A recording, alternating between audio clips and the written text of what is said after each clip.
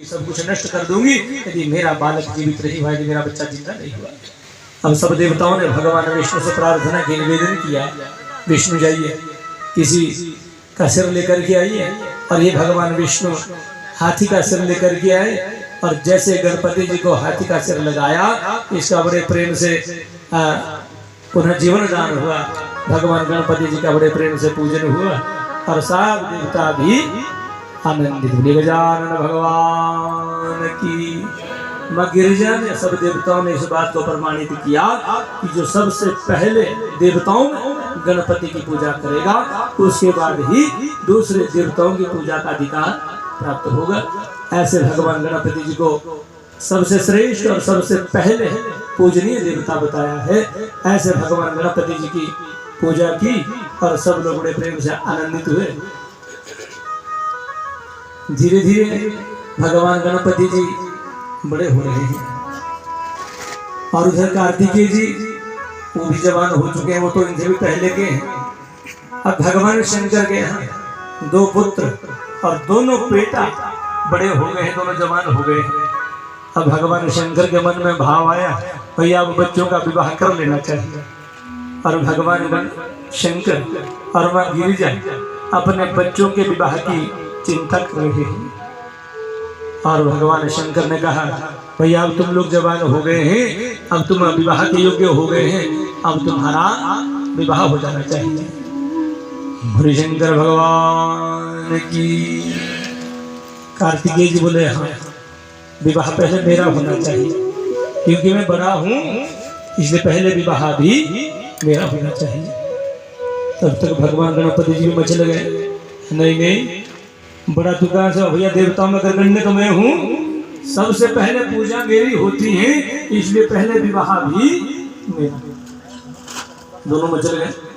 कार्तिकेय जी बोले पहले विवाह मेरा और गणपति जी बोले नहीं पहले विवाह मेरा। बोले शंकर भगवान की। हाँ ये विवाह की जल्दी सबको लगी रहती है और तो बाद में पता चलता है कितना आनंद है विवाह के बाद। पर गणपति जी कहते पहले विवाह मेरा और कार्तिकेय जी बोले ना पहले विवाह मेरा। दोनों में तकरार और भगवान शंकर के सामने बहुत बड़ी परेशानी खड़ी हो गई। ध्यान देना, गृहस्थी चाहे देवता की है, चाहे वो मनुष्य की है, चाहे वो किसी की भी है, परेशानियां तो कहीं ना कहीं आती जरूर है।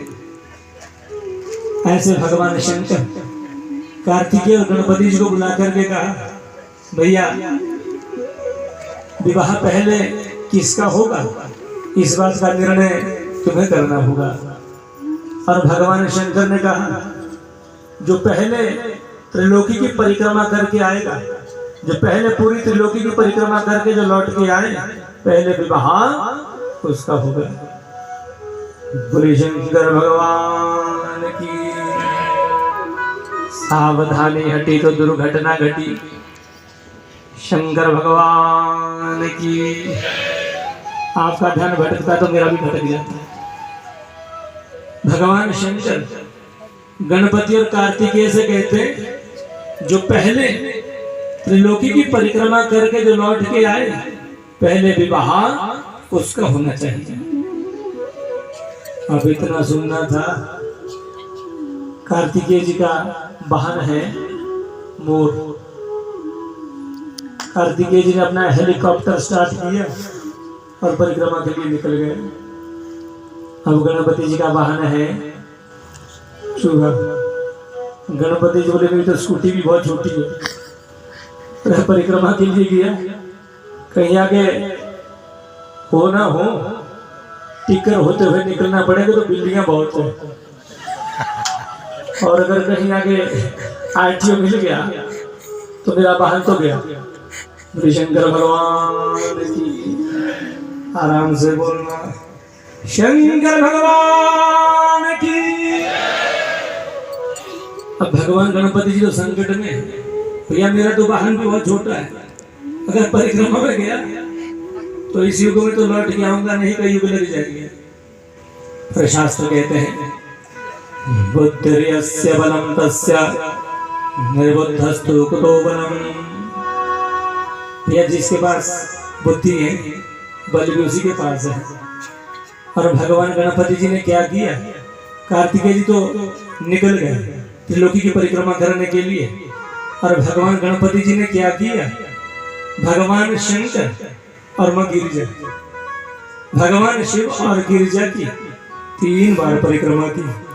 और 3 बार परिक्रमा करके भगवान गणपति जी ने भगवान शिव मां गिरिजा के चरणों में प्रणाम करते हुए कहा, महादेव आपने कहा है कि माता पिता के चरणों में ही त्रिलोकी है, और ये बात सत्य है।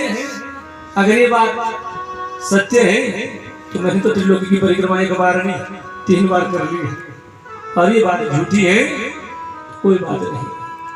भगवान शंकर मां गिरिजा ने इस बात को प्रमाणित किया, इस बात को स्पष्ट किया, भैया माता पिता के चरणों में ही त्रिलोकी है। हमारे शंकर भगवान की आज भी जिस